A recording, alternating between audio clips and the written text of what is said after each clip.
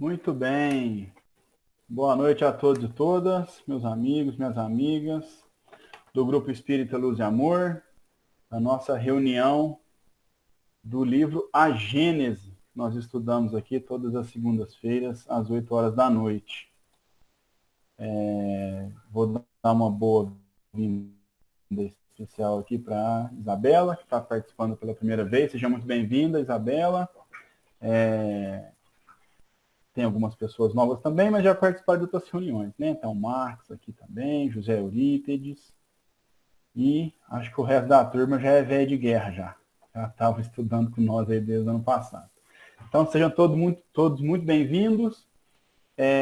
Nós estamos aqui no estudo da Gênese e a proposta nossa é estudar em conjunto, né? Então, a relação aqui é horizontal, nós estamos numa mesa redonda, então todos têm a liberdade de abrir o microfone a hora que quiser e colocar suas opiniões, concordando, discordando, né, ou acrescentando, enfim, da forma como achar melhor. Então fiquem bastante à vontade.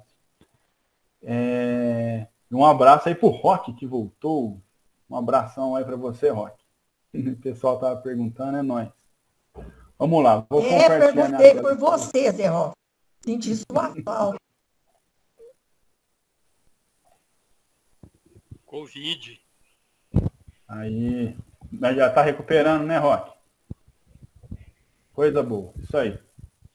Vamos lá, força. Vou compartilhar minha tela com vocês e aí a gente começa aqui. Então, só para situar, né? Nós estamos aqui estudando a Gênese, nós estamos no capítulo 10 e hoje nós vamos começar o item 14. O capítulo 10 da Gênese, ele trata da Gênese orgânica, né? Nós tratamos aí de vários pontos das revelações, tratamos de uranografia, né? Que é a astronomia. Depois a gente trabalhou também Gênese mosaica, revoluções do globo, enfim. E chegamos então à Gênese orgânica, que nós estamos estudando aqui o nascimento, né? O surgimento dos seres orgânicos no planeta Terra. Então, né, nós passamos aí pela formação dos primeiros seres vivos, estudamos que através da formação das moléculas, né, dos elementos, essa atração vai formando os elementos, os seres, né? E através dessa combinação, dessa harmonia, que a gente vai conseguindo o quê? Os mesmos elementos, né? A mesma matéria que estava presente no início, né? Lá na Gênesis, quando a Terra ainda era uma bola de fogo, são a mesma matéria que nós estamos aqui hoje, né? O que houve foram transformações, já que na natureza, como a gente bem viu aqui, há diversas transformações. Então, aquilo que era de um jeito se transformou em outro, os elementos se juntaram, se uniram, e aí foram dando origem às diversas matérias que a gente conhece hoje, né? Então, nós vamos continuar no item 14. Nós vamos continuar aqui no item 14. E Kardec vinha desenvolvendo um raciocínio, só para a gente continuar, no sentido de que ele deu o exemplo do vinho para nós, né? Que o vinho ele é feito através da uva, né? E só da uva, né? Alguns vinhos, né? São feitos só da uva. Você amassa a uva e deixa ela descansando. Vai ocorrer ali uma reação bioquímica, né, que o Marx nos ajudou aí, uma reação bioquímica, e vai aparecer um elemento novo, que é o álcool. Então, o raciocínio que Kardec quis nos mostrar é o seguinte: através apenas do suco da uva, sem a colocação de nenhum elemento novo, surgiu o álcool. Mas por que surgiu o álcool? Porque o ambiente, a forma, né, estava própria para que os elementos da uva, e nessa reação química e também biológica, nascesse, né, aparecesse então um novo elemento. Esse é um exemplo importante para que a gente consiga entender. Porque se a gente está tratando de gênese orgânica, como é que a gente vai falar então do surgimento dos seres vivos, né? Se não há nenhum elemento novo colocado, né? Simplesmente por conta das combinações entre os átomos, os elementos da tabela periódica, né? Então é mais ou menos esse raciocínio que Kardec trazia. Vamos lá, então. Item 14. As diferentes combinações dos elementos para a formação das substâncias minerais, vegetais e animais não podem, pois, operar-se a não ser nos meios e em circunstâncias propícias. Então, o que Kardec está trazendo para nós? As combinações dos elementos que vão formar um mineral, que vão formar um vegetal e que vão formar um animal, elas só acontecem em circunstâncias propícias. Por exemplo, a gente consegue, se a gente tiver uma semente, dá para plantar uma árvore? Dá. Só que para que a semente se desenvolva, o que a gente precisa? A gente precisa de circunstâncias propícias. A gente precisa de terra, precisa de sol, precisa de ventilação, precisa de água. Então, essa seria uma circunstância propícia para, por exemplo, o nascimento, a partir de uma semente, de uma planta. Então, é isso que ele está falando. E isso acontece tanto no reino mineral, quanto no reino vegetal, né? E no reino animal. Fora dessas circunstâncias, os princípios elementares estão numa espécie de inércia, né? Então, fora dessas circunstâncias, os princípios elementares, aquele básico necessário para essa formação, fica numa inércia. O que seria um bom exemplo? Uma semente. Você pode colher uma semente, guardar na sua gaveta, guardar no bolso. Ela está numa inércia. Ela está paradinha lá. Quando ela recebe circunstâncias propícias, ela se desenvolve. Depois de plantada, com raios de sol, com água, ela se desenvolve. Mas antes de se desenvolver, ela fica num estado de repouso, né? É um tipo de inércia. É uma espécie de inércia, né? As palavras aqui de Kardec. Mas, desde que as circunstâncias se tornam favoráveis, começa um trabalho de elaboração. As moléculas entram em movimento, agitam-se, atraem-se, aproximando-se e se separam em virtude das leis de afinidade. E, por suas múltiplas combinações, compõem a infinita variedade das substâncias, né? Então, a partir das circunstâncias favoráveis, as moléculas começam a se agitar, a se unir, a se separar, e aí elas vão desenvolver ali alguma coisa, né? No caso, um animal, um vegetal, ou o que quer que seja. E é assim que se compõe a infinita variedade das substâncias, né? Então, toda a matéria aí que a gente conhece, ela vai poder ser formada, né? Então, por isso que ele fala de infinidade das substâncias. Desapareçam essas condições e o trabalho subitamente cessa. O trabalho subitamente acaba, para recomeçar quando elas de novo se apresentarem, né? Então, se as circunstâncias favoráveis acabarem, aquela composição acaba também, ela termina, né? Então, é o que Kardec, vou ler aqui um pouquinho para frente, que ele vai dar o exemplo, ó. É assim que a vegetação se ativa, enfraquece, prossegue, sob a ação do calor, da luz, da umidade, do frio ou da seca. Que esta planta prospera num clima ou num terreno e se estiola ou perece noutros, né? Estiolamento, então, é que eu coloquei aqui, ó, ocorre quando uma planta cresce na ausência total ou parcial da luz.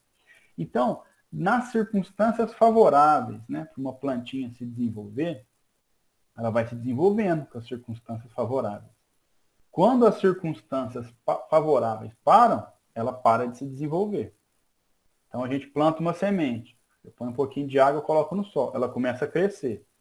Se a gente trazer para a sombra e parar de colocar água, a gente vai tirar as circunstâncias favoráveis e aí ela vai se enfraquecer ou vai parar o seu desenvolvimento. Então é esse o raciocínio que Kardec tem apresentado para nós. O Caio. Fica à vontade, Lúcia. Só assim um Oi? exemplo. Pode falar, Lúcia. É só um exemplo. Lá no deserto do Atacama, alguns sortudos, né, conseguem ver o deserto florido. Por quê? Porque lá tem um tipo de planta que floresce só lá no deserto de Atacama. E ele só floresce quando chove. Então vem o El Ninho e traz a chuva, e normalmente isso acontece a cada 6 ou 7 anos.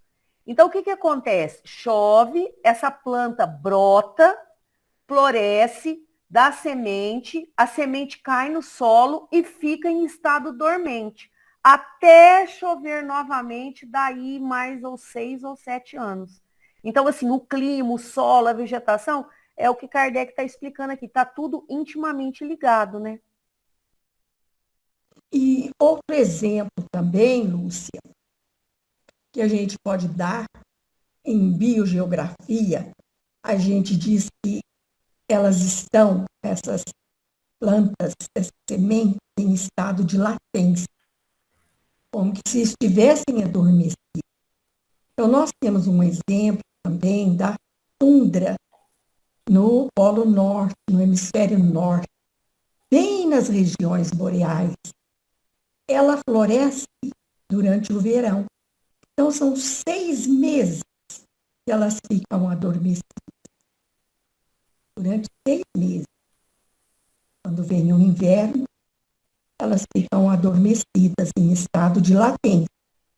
Logo que chega o verão, elas brotam e formam uma paisagem muito florida, muito colorida e muito bonita, como ocorre no deserto. Olha que mundo maravilhoso é o nosso planeta Terra. Por isso que eu falo, não existem experiências como se a Terra fosse um grande laboratório. Deus não joga dado. Einstein, quando ele se deparou com o eletromagnetismo, com a gravidade, eles não conseguiram explicar até hoje como é que ela realmente funciona, né? Para fazer a teoria do campo unificado que Einstein queria ter e não conseguiu, e não conseguiram até hoje, certo? Então, ele diz, Deus não joga dados. E eu faço minhas as palavras dele. Deus não joga dados. Não há desperdício de energia nem no universo e nem no nosso planeta. Então, aqueles que pensam que a Terra é um grande laboratório estão enganados diante desse pronunciamento de Einstein, porque Deus não joga dados. Tudo é necessário, tudo tem um propósito na natureza. Muito bem, excelentes exemplos aí da Ana e da Lúcia, né? Então, elas exemplificaram o que Kardec nos disse, né? A semente, no caso da Lúcia aí no deserto, fica lá 6 anos em latência ou numa espécie de inércia, e no exemplo da Ana fica ali 6 meses, eles ficam o quê? Fica parado, esperando as condições favoráveis para que volte a se desenvolver, né? Consiga se desenvolver de novo. A Lucélia falou para nós, nossa amiga Lucélia, falou, pena que os homens não respeitam esse planeta, nosso lar enquanto humanos. É verdade, né, Lucélia? Nosso planeta é maravilhoso e a gente ainda está atrasado e acaba desrespeitando. E o Marx falou, Caio, aqui não aparece o ícone para levantar a mão. Ô, Marcos, você pode me interromper a hora que você quiser. É só ligar o microfone e falar. Para falar a verdade, eu não sei nem como é que usa esse ícone que você está falando aí. Mas fica à vontade, pode abrir o microfone. Não, é porque aqui no Meet geralmente tem um ícone de levantar a mão para não atropelar o amiguinho, né? Mas é que as pessoas aqui são bem educadas, então a gente não sofre com... Pode atropelar, não tem problema não. Não, foi interessante o que deixa eu jogar pra cá, peraí.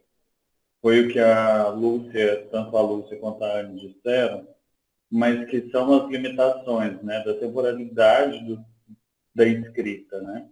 Então, por exemplo, quando ele fala, traz essa parte da vegetação que ativa, enfraquece, para e prossegue, todos esses processos, hoje a gente já sabe que não é inércia, né?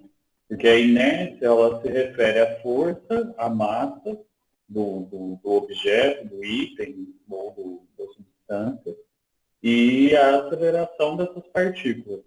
E aí é muito confuso, né? Que aí a gente volta no que a gente estava falando semana passada, em termos de composição. Porque ao passo que ele fala substância, depois ele mistura com um elemento.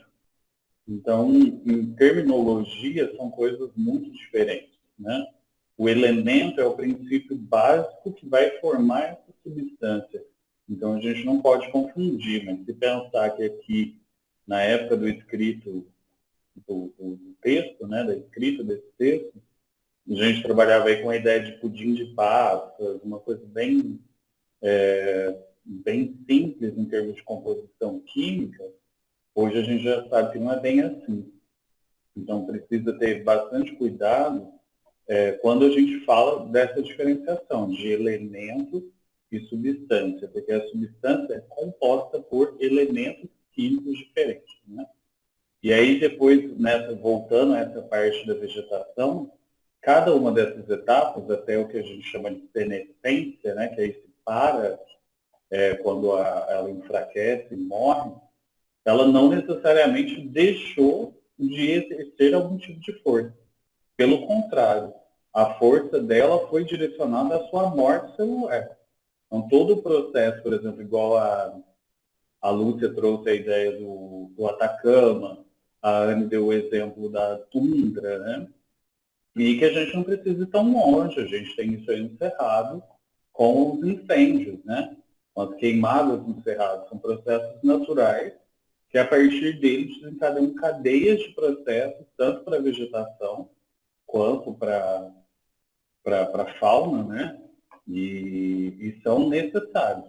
Muitas plantas no nosso cerrado, e a gente está bem no limite do cerrado, aqui em Franca, né? Quase dentro dele, é normal que aconteça queimada para que essa planta se ative, porque o calor é ativação desses processos bioquímicos, que vai enfraquecer também algumas outras plantas, isso faz parte da ciclagem dentro da biogeografia do cerrado, e a continuação de todo esse ciclo, né?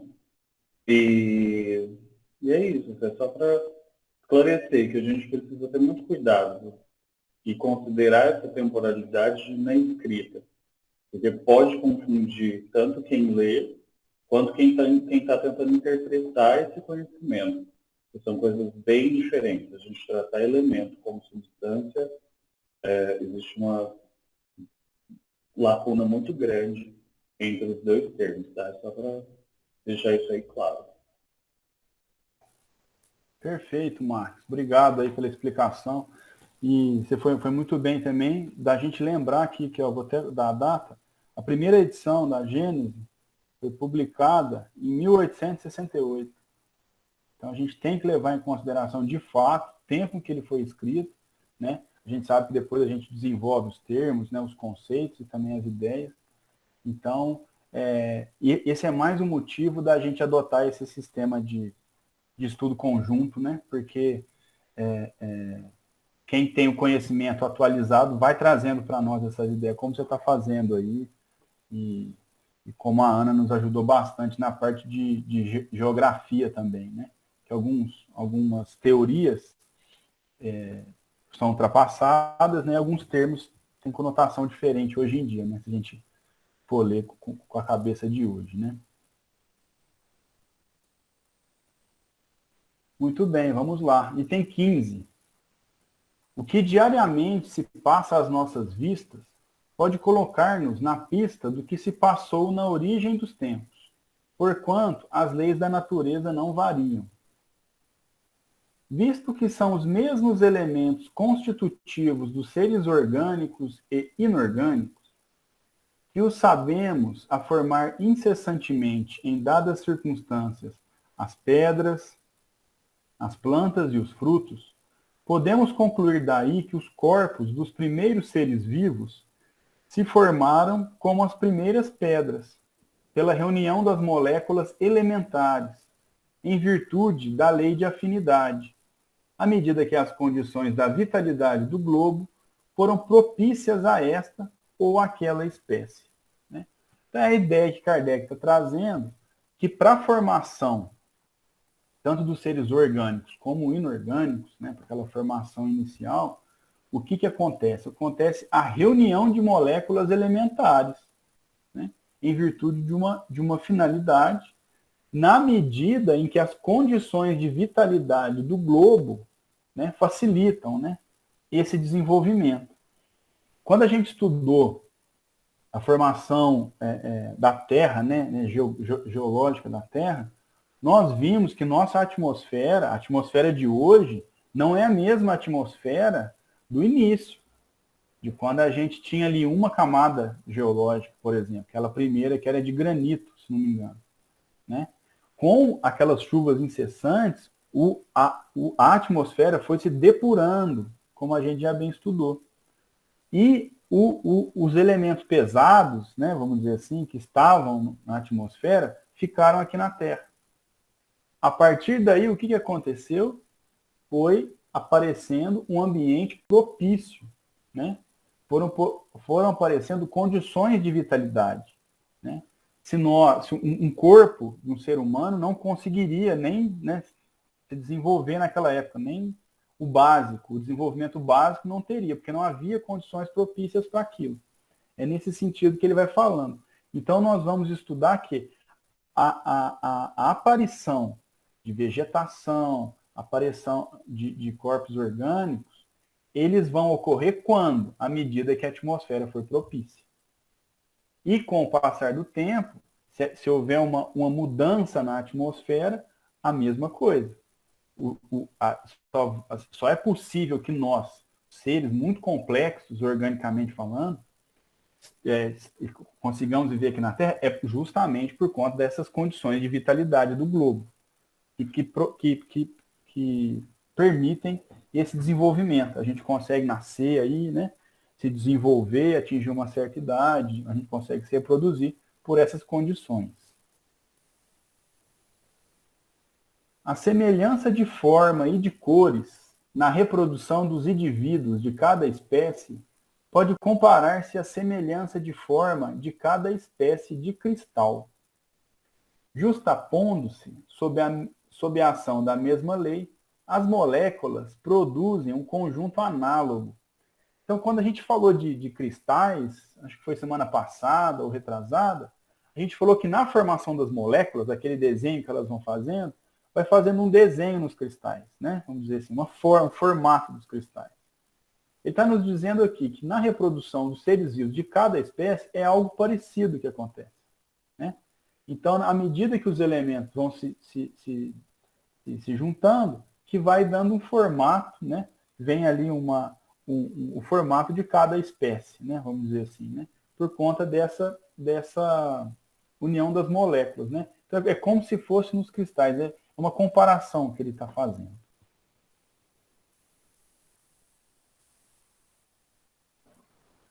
Agora nós vamos falar. Fique à vontade, Marcos, vai lá. Gente, de verdade, se estiver incomodando, fala. Mas,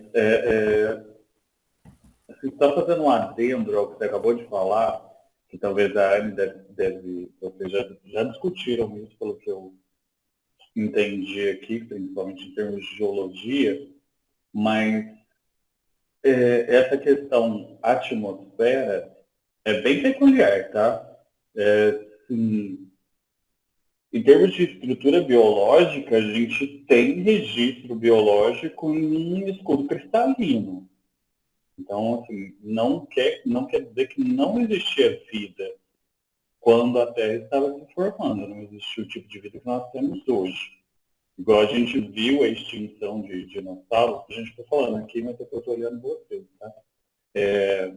A gente viu a extinção dos dinossauros, nos escudos cristalinos tem registro fóssil de planta e também de outros tipos de algas, outras estruturas macromoleculares e pluricelulares. Então, assim, é o mesmo que a gente fala da limitação. Esse tipo de paleontologia, né, que a gente chama de paleobotânica, e até uma vertente mais da zoo, que aí seriam os protozoários e outros tipos de seres microscópicos, eles já existiam lá nos escudos cristalinos. Então, assim, precedem muito a vida terrestre, precedem muito o tipo de atmosfera que a gente conhece. O mais próximo que nós temos hoje são naquelas águas termais, que ainda são exemplos de paleoprotozoários que ainda são viventes. É uma estrutura totalmente diferente de tudo que a gente conhece hoje em vida terrestre, em vida marinha, né?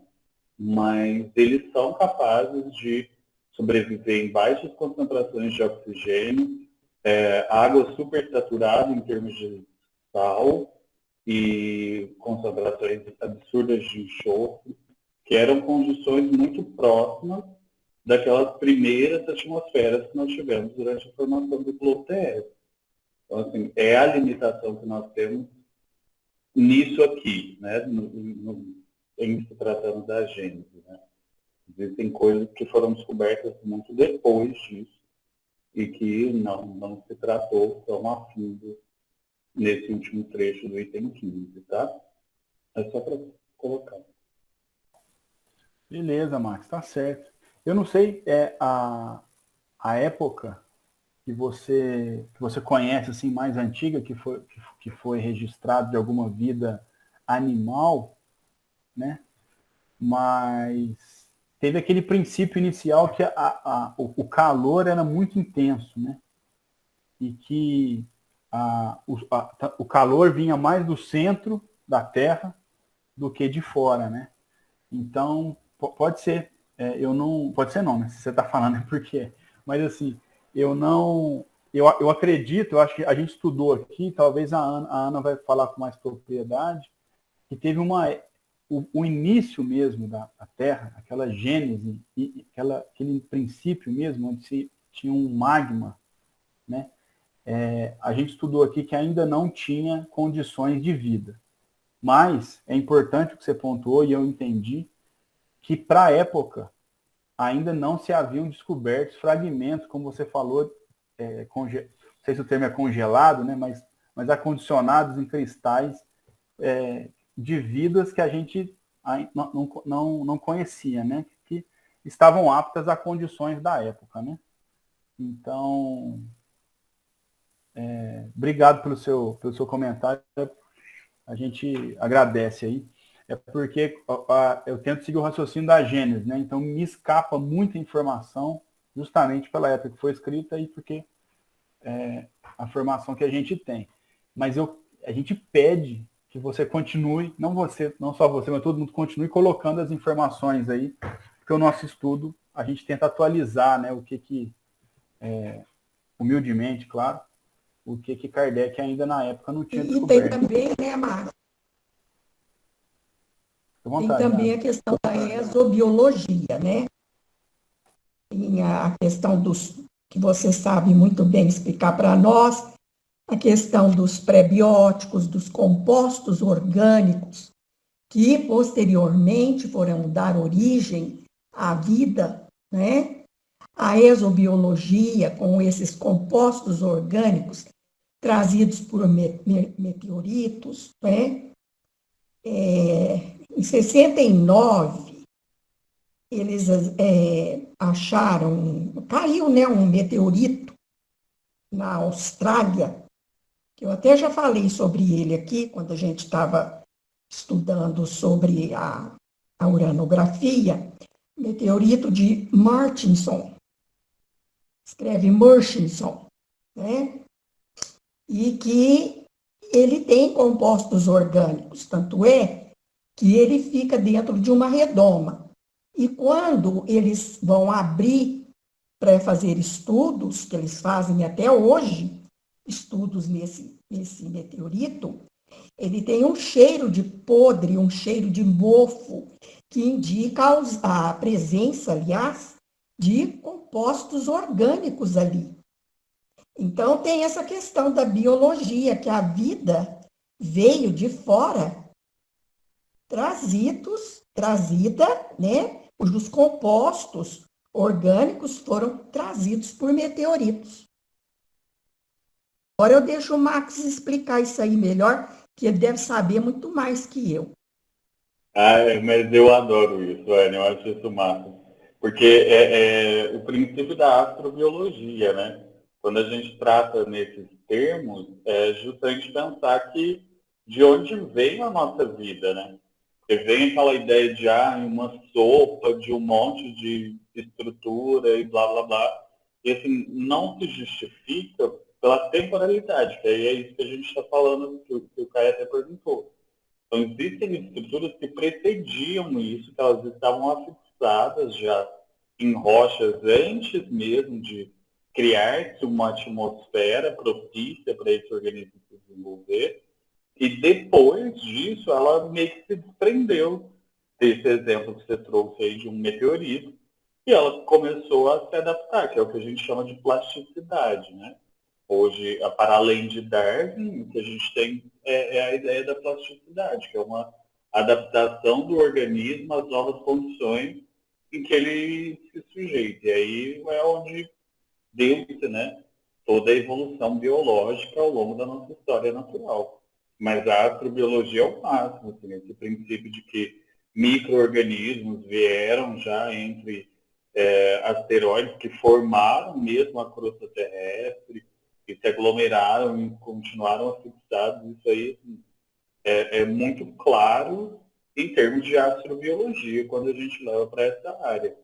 Mas pouco se tem de material, porque muitos cristais desses que estavam condicionados, eles se tornaram as camadas mais inferiores do globo terrestre.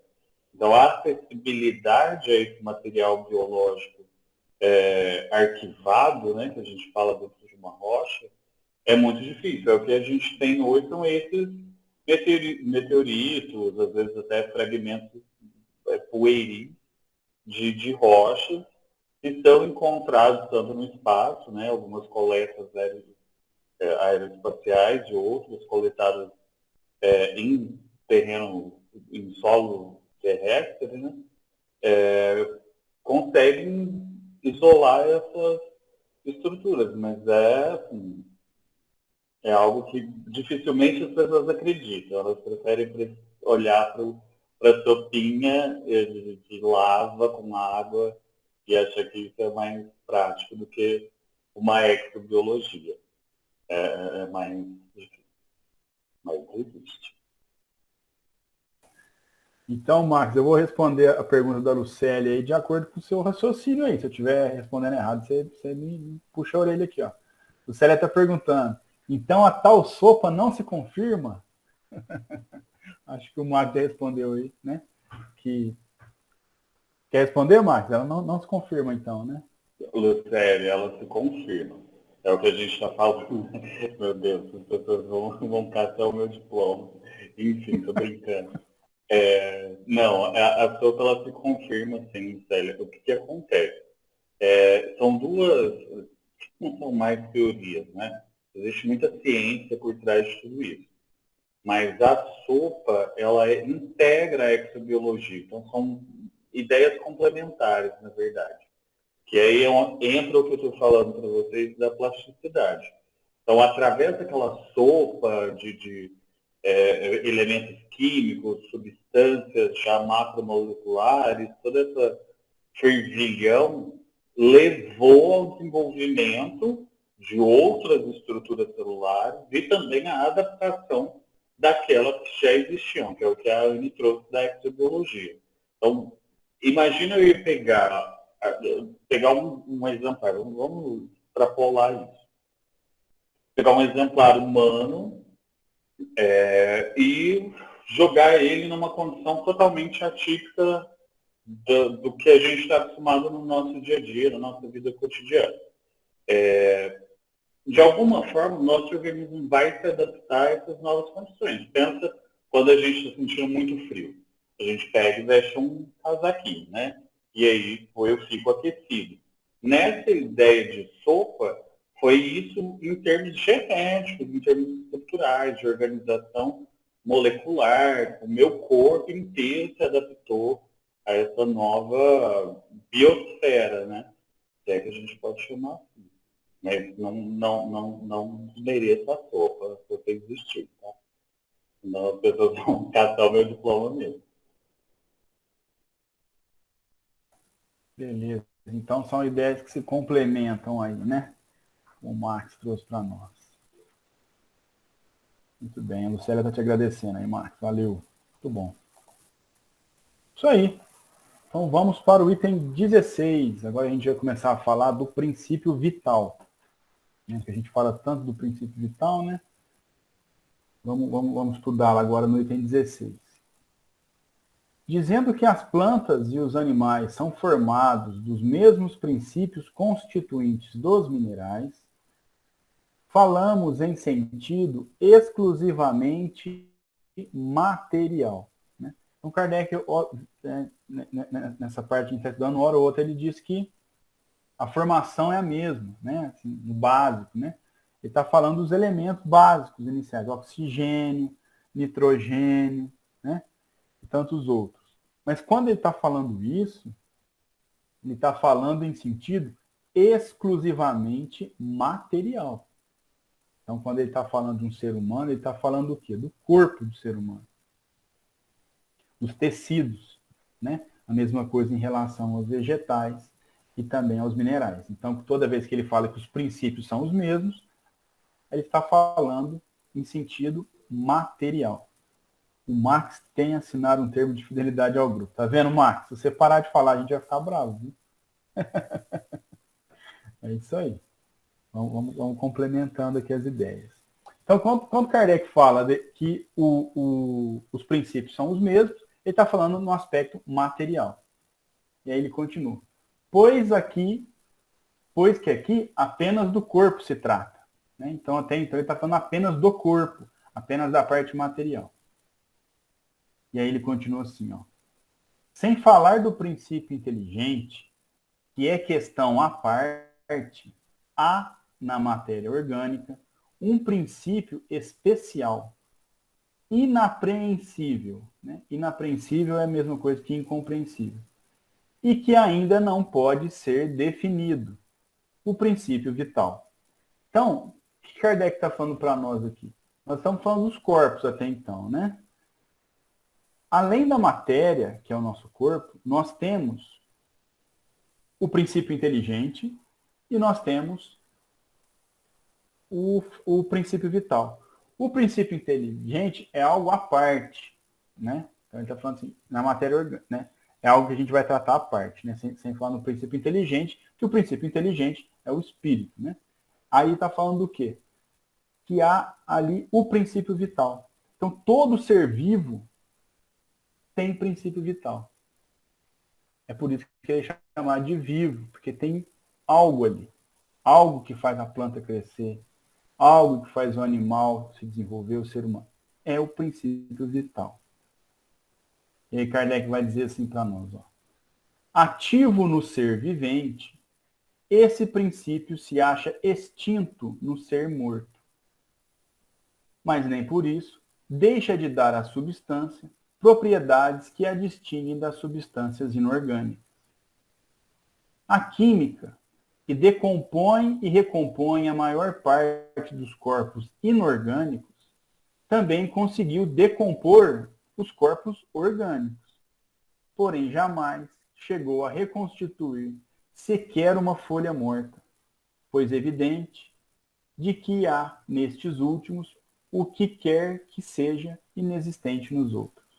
Então a gente consegue aí, né, decompor um ser inorgânico, né? A gente consegue dividir tudo. Depois a gente consegue, né, juntar tudo de novo, né? Recompor. Nos corpos orgânicos, não. A gente consegue decompor, né? A gente consegue dividir. Mas para juntar de novo, não dá. Frankenstein é ficção, né? Quem lê o livro, quem vê o filme, é tentar fazer isso. Juntar várias partes para poder fazer um ser vivo. Só que a gente não consegue fazer o que é o princípio vital, que é a chama interna, que é o que faz um ser orgânico estar vivo, ser um ser vivente. E o Marx aqui colocou para nós que é vulgarmente conhecido como respiração celular. É o que faz as células ficarem vivas. É isso, Marx? É praticamente o nosso princípio vital, assim, em estruturas gerais. A nossa respiração celular é responsável pela vida dentro do nosso organismo, em todos os aspectos, né? Tanto em produção de energia, quanto em qualquer tipo de transformação que o nosso organismo exerça, né?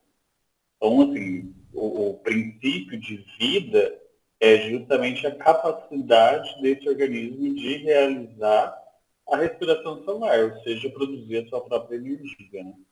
Então, assim, a gente parte de um micro-organismo unicelular que é capaz de fazer isso, e aí a gente cai, por exemplo, na nossa mitocôndria, que teorias biológicas apontam que é uma estrutura fagocitada, né, englobada pela nossa célula, nosso tipo celular, justamente para produzir essa energia. Então, assim, o princípio vital nada mais é que uma ideia de respiração celular, que é a capacidade do organismo de produzir a nossa própria energia e dar longevidade à nossa existência. Perfeito. É exatamente isso que Kardec vai tratar um pouquinho para frente aqui. Ó, item 17. Será o princípio vital alguma coisa particular que tenha existência própria? Ou integrado no sistema da unidade do elemento gerador, apenas será um estado especial, uma das modificações do fluido cósmico, pela qual este se torne princípio de vida, como se torna luz, fogo, calor, eletricidade? É nesse último sentido que as comunicações acima reproduzidas resolvem a questão, né? Aí ele faz referência aí a quando a gente estudou a parte da uranografia geral, né? E aí Kardec continua assim, ó. Seja, porém, qual for a opinião que se tenha sobre a natureza do princípio vital, o certo é que ele existe, pois que se lhe apreciam os efeitos. Então Kardec vai falar o seguinte, ó, dependendo do que você ache, o que é fato? Fato é que ele existe. E por que a gente tem certeza que ele existe? Porque a gente está vendo os efeitos, né? Se você pegar uma pessoa que acabou de morrer, o corpo dela é praticamente idêntico. Só que ela não consegue se movimentar, falar mais. O que está faltando ali? Né? Grosseiramente falando. Está faltando a respiração celular aí que o Marx falou para nós. Está faltando ali o princípio vital. Então a gente consegue saber que ele existe, que ele está aí, que a gente vê os efeitos dele. Né? Pode-se, portanto, logicamente, admitir que ao se formarem, os seres orgânicos assimilaram o princípio vital por ser necessário à destinação deles. Então, se a gente parar para pensar, poxa, por que na formação de uma pedra ela não apreende, né? Apreende princípio vital? Porque ela não precisa. Não é necessário ao desenvolvimento dela. Agora, os seres vivos, os seres orgânicos, eles assimilam o princípio vital porque é necessário a destinação deles. Porque um ser orgânico necessita do princípio vital para passar pelas etapas que é o destino, né? Que é se desenvolver, se reproduzir, né? E morrer, né? Basicamente. ou, se preferirem, que esse princípio se desenvolveu em cada indivíduo por efeito da combinação, por efeito mesmo da combinação dos elementos, tal como se desenvolvem, dadas certas circunstâncias, o calor, a luz e a eletricidade. Então, Kardec também está falando, olha, se preferirem, na combinação dos elementos do ser orgânico, o tal princípio ele se desenvolve. Né? Como acontece em determinadas circunstâncias para a produção da luz. Né? Então, um exemplo grosseiro seria o do vinho que Kardec trouxe, que na combinação dos elementos, lá na uva, que está amassada, que está em determinadas condições, produz o álcool. Né? Esse é só um exemplo, por favor, uma comparação para a gente poder raciocinar. Caio, mas olha que interessante, assim, só para todo lá, mundo levar o que a gente está discutindo. Quando ele coloca aqui, ó, dadas certas circunstâncias, calor, luz e eletricidade, são três coisas que diferenciam os nossos tipos celulares, às vezes. O calor, por exemplo, para diferenciar resistência e capacidade de absorção de temperatura, né, manutenção, que é regulação do organismo através da temperatura. A luz, em termos de produção de energia, que é, como todos aqui sabem, a planta ela realiza fotossíntese, então ela é totalmente dependente de luz, em boa parte, né, obviamente existem as exceções. E a eletricidade, que diferencia a nossa capacidade encefálica de traduzir informação. Então, assim, são os três aspectos que estão dentro dos organismos vivos, que os diferencia. Então, por exemplo, o massa encefálica tem uma capacidade de traduzir informação elétrica muito mais rápido do que um cachorro, por exemplo, e como outros animais. Então, essa massa encefálica, ela cresceu, se expandiu ao longo da diversidade biológica, justamente aumentando a nossa capacidade de traduzir impulso elétrico em informação. E isso nos diferenciou enquanto espécie. Então, ele traz três aspectos extremamente associados ao que a gente entende como formação da vida, né?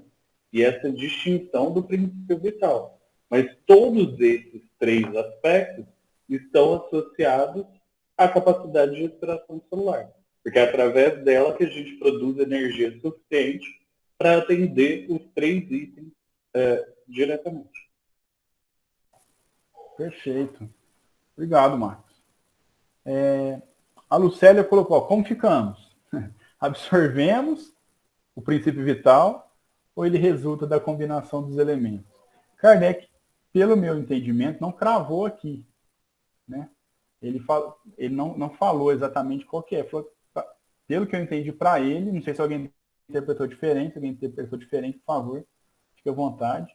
Mas eu acho que ele não cravou, não deu uma resposta exata aqui para nós, sério. Pelo menos foi assim que eu entendi. Se alguém tiver uma outra opinião, por favor, fica à vontade. Lá atrás ele fala que ele não é definido, né? Que não tem como definir o princípio vital.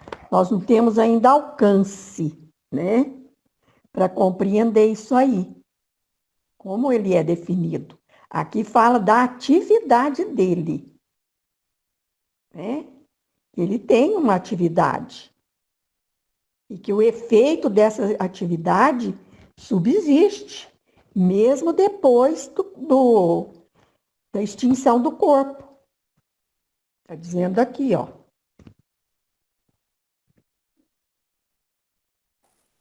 É isso mesmo, eu também entendi assim. Então a gente fica no campo da hipótese. Ficamos na hipótese, Lucélia. Bom, vamos lá então. Item 18. Combinando-se sem o princípio vital, oxigênio, hidrogênio, azoto ou nitrogênio e carbono, unicamente teriam formado um mineral ou um corpo orgânico. O princípio vital, modificando a constituição molecular desse corpo, dá-lhe propriedades especiais. Em lugar de uma molécula mineral, tem-se molécula de uma matéria orgânica. Então a gente pode falar que, para nós, né, espíritas aqui no estudo de Kardec, a diferença principal de um corpo orgânico para um inorgânico é a presença aí do princípio vital, né? É que o princípio vital ele vai interferir diretamente nas moléculas aí, como Kardec está colocando para nós. A atividade do princípio vital é alimentada durante a vida pela ação do funcionamento dos órgãos, do mesmo modo que o calor pelo movimento de rotação de uma roda. Cessada aquela ação, por motivo da morte, o princípio vital se extingue, como o calor quando a roda deixa de girar. Mas o efeito produzido por esse princípio sobre o estado molecular do corpo subsiste, mesmo depois dele extinto, como a carbonização da madeira subsiste a extinção do calor. Então, Kardec, resumidamente, está falando para nós o quê? Que a atividade do princípio vital é alimentada durante a vida pelo funcionamento dos órgãos. Não é isso? Então, a gente só vai manter o princípio vital se a gente tiver o funcionamento dos órgãos.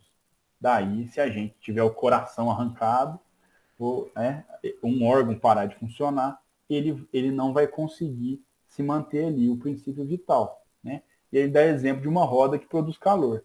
Quando a gente para o movimento, para de produzir calor. E aí ele colocou... E lá atrás ele fala que esse princípio ele é assimilado, né? Então, ele seria assimilado, penso eu, do fluido cósmico, né? Universal. Ou não? Não sei te responder, Ana, para ser sincero, mas me parece que faz sentido o seu raciocínio, sim. Né? Mas não vou afirmar porque eu não li aqui ainda, a não ser que eu tenha lido e não me lembre. Mas não posso afirmar categoricamente aqui, porque eu não aprendi aqui. O princípio vital vem do fluido cósmico. Olha, eu tô. É isso aí. Tá certo. Isso aí, Ana. Muito bem. Ele é um elemento especial para a vida, tirado do fluido universal. Que com a nossa morte ele retorna, né, Tony? Retorna. Isso aí, perfeito. Então, cada um assimila um tanto de princípio vital, né? Quando ele extingue, acabou. Só subsiste o efeito da atividade dele. Exatamente, Ana. E é isso que Kardec falou aqui, ó. Cessada aquela ação por motivo da morte, o princípio vital se extingue, como o calor se extingue quando a roda para de girar. Mas o efeito produzido por esse princípio sobre o estado molecular do corpo subsiste, mesmo depois de extinto. Como a carbonização da madeira, subsiste a extinção do calor. Se pegar um toco de madeira, colocar fogo, ou colocar um calor muito grande, quando acabar o calor, o efeito vai continuar. Por quê? Virou um carvão. Né? E nos seres orgânicos é a mesma coisa. O efeito da atividade do princípio vital vai permanecer no corpo. Né? Então, se eu morrer agora, vocês sabem o que eu me desenvolvi até os meus 35 anos, que eu cresci, por conta do fluido vital. Ele esteve presente em mim. É possível ver o efeito dele. O que ele produziu. Né? O que ele desenvolveu ali. E aí, para encerrar, ele diz o seguinte, ó. Na análise dos corpos orgânicos, a química encontra os elementos que os constituem. Oxigênio, hidrogênio, azoto e carbono. Mas não pode reconstituir aqueles corpos, porque, já não existindo a causa, não lhe é possível reproduzir o efeito, ao passo que lhe ao passo que possível lhe é reconstituir uma pedra. Então foi aquela ideia que a gente já trabalhou, né? Eu até dei o exemplo aqui de um livro muito bom, quem não leu pode ler, um excelente romance, que é Frankenstein, da Mary Shelley, que é justamente isso. Extinguiu a vida, a gente não consegue recompor. Né? A gente não consegue trazer aquela chama interna, né? Essa respiração celular, aí na palavra técnica. Não, palavra técnica não, né? O Marco falou que é vulgarmente conhecida, né? Mas a gente não consegue reconstituir esse princípio vital. A gente não consegue trabalhar com isso. E é isso aí, meus amigos. Excelente estudo. Paramos aqui no item 18. Na semana que vem, a gente retoma do item 19. Alguém quer fazer mais algum comentário? Fique à vontade.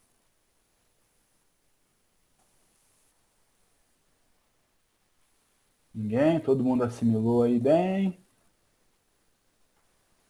Bom, então tá. Se ninguém quer fazer nenhum comentário, a gente pode encerrar a nossa reunião. E aí, na semana que vem, a gente continua aí do item 19. Essa parte não é fácil, né, Caio? Não é Pra mim, né, fácil. não. Essa questão do princípio vital é dificílima, mesmo porque ele fala lá que não tem como definir. Nós não temos ainda alcance para chegar nesse ponto aí, né? Mas um dia a gente vai chegar. Mas sim, a gente se esforça para entender o máximo que a gente conseguir, né? Nós ainda não acredito, pelo menos eu posso falar por mim, né? Não tenho capacidade de apreender tudo que Kardec trouxe, né? O trabalho dos espíritos. A gente tenta tirar o máximo que a gente conseguir. E aí, quando a gente recomeçando o livro, a gente vai estudando mais. Quem sabe aí, em umas 200 encarnações, a gente consegue entender tudo que Kardec trouxe para nós, né? Muito bem, então. É barra. Mas vamos que vamos. Tá muito bom. Mas está gostoso, isso que eu penso. Da minha parte, é difícil, mas eu acho bom. Estou gostando.